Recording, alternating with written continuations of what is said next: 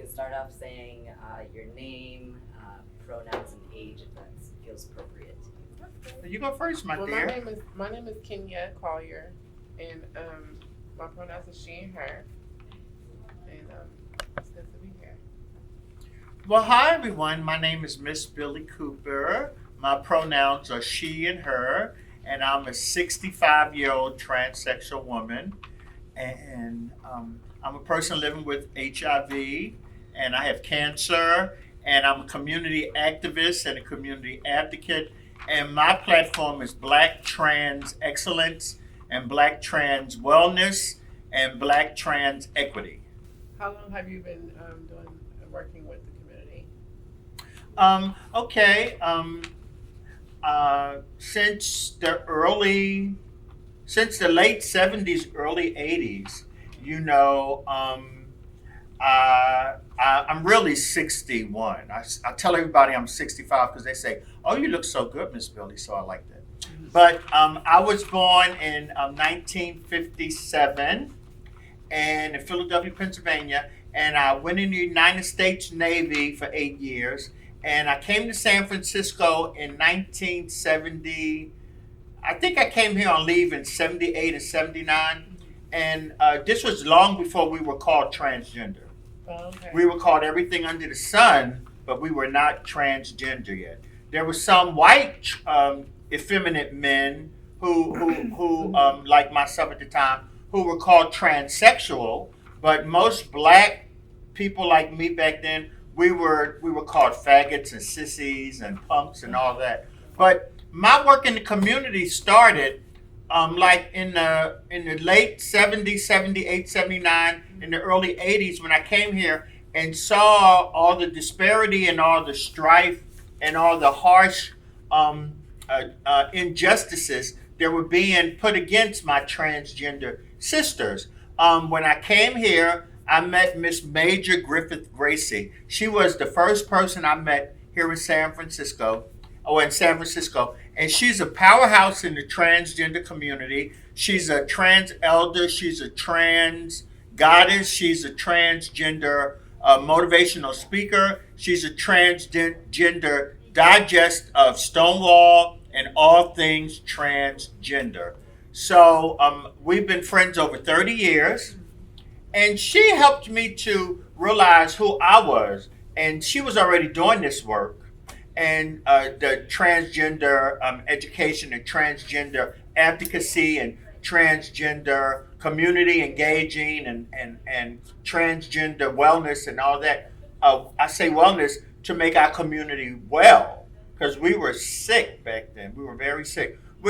Some of our community is still sick now in 2019, but I feel is that's only because we are still not getting the proper respect and the proper acknowledgement that we need as transgender women. I'm going to say black transgender women because I come from a time when we were black, and we all have a little bias and racist and empathy and a little disparage ways we carry on in this world. But I just want to say, I remember when black people were the only people of color.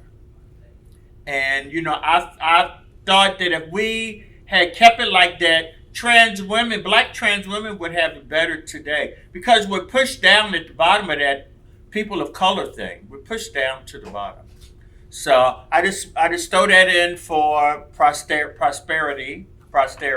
And I've been doing this work for well over 30 years, and I love it. Yeah. I love helping my community. I've been clean and sober for 17 years. That's good. So today I have a voice. For the last 17 years, I've had a voice.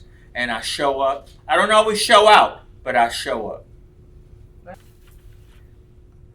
I would dare to say I wasn't all that respected because I was in my drug addiction.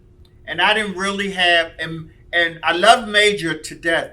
And Major was in her own transition. Major was out there being an advocate for us, and out there protesting, and out there traveling around the world to have a better cohesive life for transgender women, black transgender women. But we all, as all trans people, we need a better way. We need better acceptance from the whole community. But I want to say, back then, it was hard for me because I was addicted to drugs. I was on drugs, and sometimes I didn't know whether I was coming or going. But it wasn't until, I got, that the saying is tired of being tired. I really got fucking tired, honey. Can I say fucking? I really got fucking tired. I got so tired of not having nothing. I didn't have nothing. I didn't have anything. I remember days. Thank God that there was a thing called, there was some kind of program where they would give you a room for 7 days, and I used to get those free rooms because I couldn't get GA. They wouldn't give me GA, and I couldn't get SS. I couldn't get SSI or nothing. But I got tired of having nothing, living in those Tenderloin hotels, not having nothing. And I started on the road to recovery, like in 80, 88, 89. I went to Walden House. I want to thank Walden House. I went to Walden House to start on my road of recovery. So, but when I got clean and sober, I've been clean and sober 17 years. And when I got my first taste of being clean for 24 hours, totally, it was like a breath of fresh air. It was something new and improved. I was a new woman. I was different. I loved myself more. I accepted myself. I didn't need no validation from a man anymore. There's only one man in my life now. His name is Jesus Christ. My last husband is in San Quentin. So, he could stay there.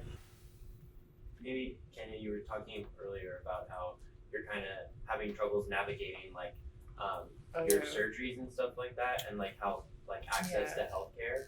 I don't know if you have any questions. I've been transitioning for, like, since I was 23, I have to say, like, since 2016.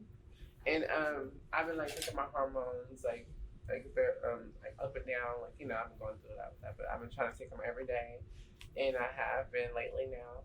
And I've just been waiting to get my surgery done and stuff. And so I've been trying to, like, wait on that, do labs and stuff like that. Top and bottom surgery? Yeah, top and bottom surgery. At Lion Martin? At Lion Martin. And they've been switching a lot of doctors, and they've been switching, like, that's what I've been through. And a lot of stuff like that happened, and I have to transition to a different home. Do you have an advocate that's helping you?